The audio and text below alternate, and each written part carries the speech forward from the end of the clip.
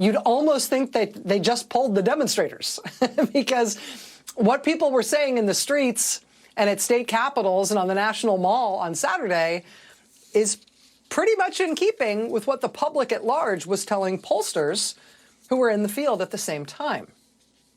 Here's what I mean. Quote, do you approve or disapprove of the way Donald Trump is handling his job as president? Disapprove by a margin of 12 points.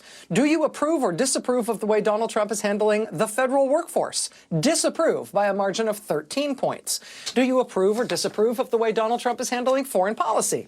Disapprove by a margin of 14 points. Do you approve or disapprove of the way Donald Trump is handling the economy? Disapprove by a margin of 15 points. Do you approve or disapprove of the way Trump is handling trade? Disapprove by a margin of 16 points.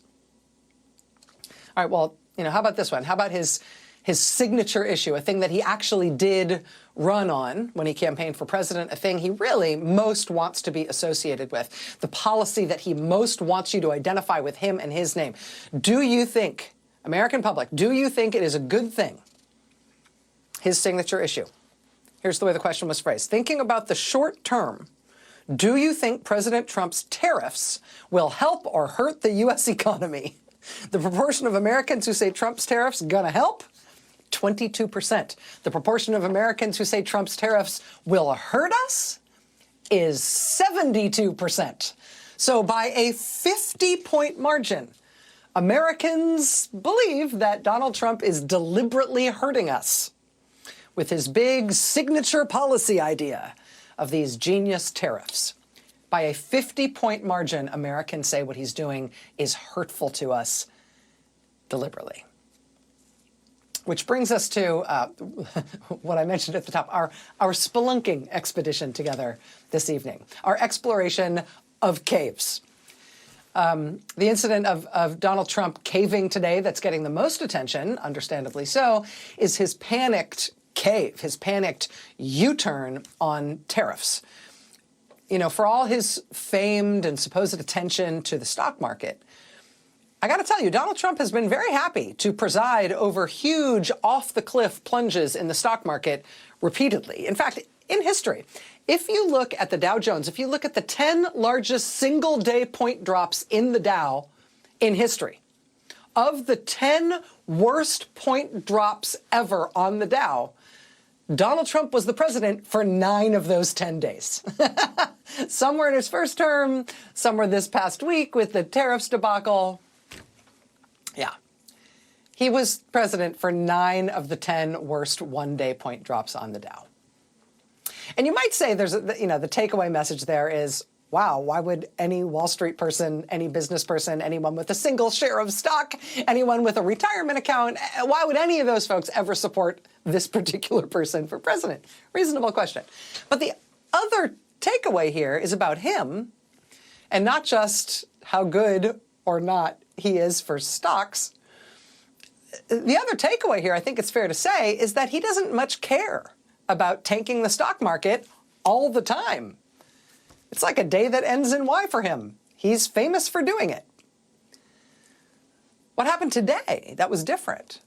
After all his remaining tariff threats went into effect at midnight last night, what happened today was not that the stock market tanked. It did at the beginning of the day with the tariffs in place, but that's, again, normal for a day with Donald Trump at the wheel. What was different today was not that the stock market tanked again, right? It was that the bond market tanked at the beginning of the day.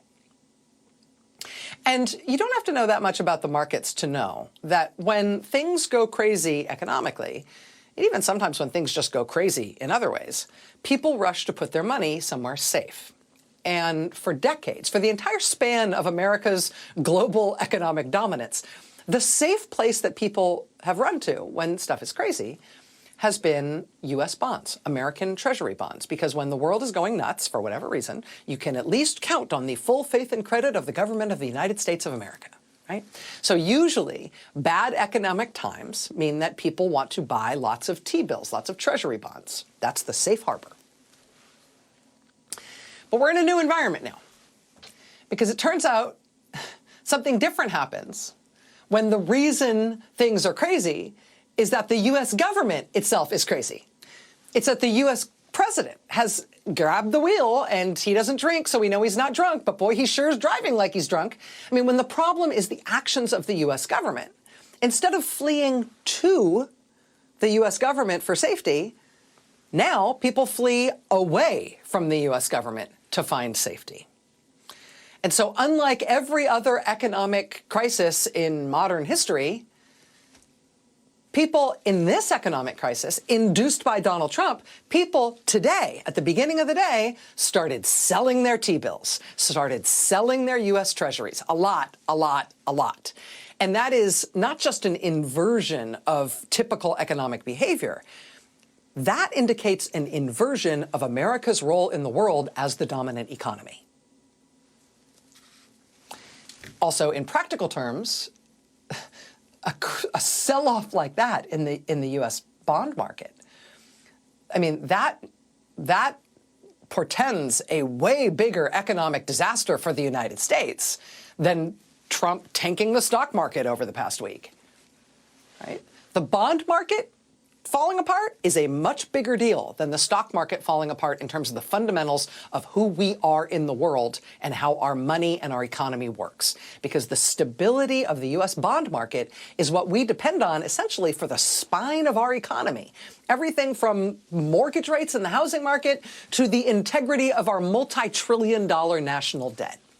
So yes, the stock market stuff under Trump has been scary, but if the bond market blows up, say goodbye to the U.S. economy.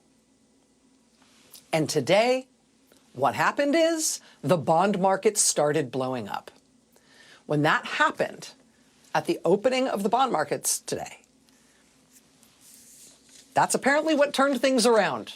That's how we discovered this lovely cave that Donald Trump led us into today on his tariff policy. NBC News reports tonight that Trump caved. Trump reversed course on his tariff gambit today because of, quote, deep concern bordering on panic from his top economic officials regarding the bond markets. Treasury Secretary Scott Bessent and Commerce Secretary Howard Lutnick, not always allies in the various tariff debates at the White House, nevertheless presented a united front today to the president, urging a pause on what he was doing on tariffs, a pause, quote, over concerns about the bond markets. My colleague Chris Hayes, I think, nutted up what happened here very well today. He posted this on Blue Sky. Quote, you set the house on fire, watched it burn, and then lost your nerve and put it out. You now have a partially burned house. Great job. Exactly. But don't lose sight of some of the other lovely caves on our spelunking tour today. For example, this one, headline, Associated Press, Trump administration says it cut funding to some life-saving UN food programs by mistake. Quote, the State Department says it has rolled back an undisclosed number of sweeping funding cuts to UN World Food Program emergency projects in 14 countries, saying it had terminated some of the contracts for life-saving aid, quote, by mistake. State Department spokesperson Tammy Bruce told reporters, quote, there were a few programs that were cut in other countries that were not meant to be cut.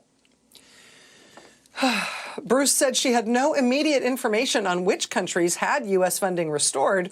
She gave no explanation for how some contracts came to be canceled in error. Oops. Yeah, we have no idea. So I guess we'll put them back. We don't even know how we're making these mistakes. We know it's a mistake, but we don't even know what the mistake is. But rest assured, we know what we're doing, and if you criticize us, watch out. But you know, just as Chris noted, as he said, you know, even after panicking and putting out the house fire you started, you still have a partially burned house. There's still damage done, even as they try to reverse all of these mistakes they're making. You still have a partially burned house, just as Chris noted there. The New York Times is reporting tonight that even some of the critical programs that the Trump administration said they didn't mean to cut apparently are still cut. Quote, last week, some officials were given lists of contracts and awards that remained active. But by the weekend, many of those projects had been axed. Then on Tuesday, yesterday, some of the programs were restored with little explanation. But now, still, the administration has, quote, slashed many of the programs it had pledged to preserve. They cannot explain what they're doing. They cannot defend what they're doing. They cannot commit to what they're doing. But they also can't even reverse what they're doing when they try to reverse it, because they are so incompetent they can't even fail properly. They're like a baby just mashing down the buttons on a keyboard with no idea what the buttons do, except the keyboard isn't hooked up to like a word processor or a video game. The keyboard is the controls to a life support machine that has a patient on it. What do these buttons do? Oops. Still, though, the caves keep on coming. Last night we reported over a couple of different segments of the show on the disturbing, seemingly calamitous collapse of Social Security. These have been just some of the headlines just in the past couple of days. Washington Post, long waits, website crashes. Social Security is breaking down. The New York Times, quote, just a mess. Staff cuts, rushed changes, and anxiety at Social Security. Quote, the system is groaning under the pressure. This was Business Insider yesterday afternoon. Quote, AARP, the American Association of Retired Persons, sounds the alarm on Social Security's, quote, startling and sudden decline in customer service, and warns of more to come. This was the LA Times today. Quote, it's a shambles. Doge cuts bring chaos and long waits at Social Security for seniors. The wrecking of Social Security, Donald Trump's wrecking of Social Security, Trump's wrecking of the Social Security system that tens of millions of Americans rely on, many as their primary source of income when they don't have other options to supplement it with anything else. It is just a practical and moral catastrophe. It also ought to be a political catastrophe for those who have brought this on the American people. The failings at Social Security are now finally becoming the focus of press coverage. It has long been now, as long as people have been protesting what Trump has been doing. It has been a resounding rallying cry for regular Americans protesting all across the country. People protesting in blue states and red states, in cities and in rural areas. Social Security is such a core practical and moral concern for Americans. And they are gutting and destroying that agency. That said, today, they caved on that too. Headline, Washington Post, quote, Social Security abandons Doge-led phone service cuts.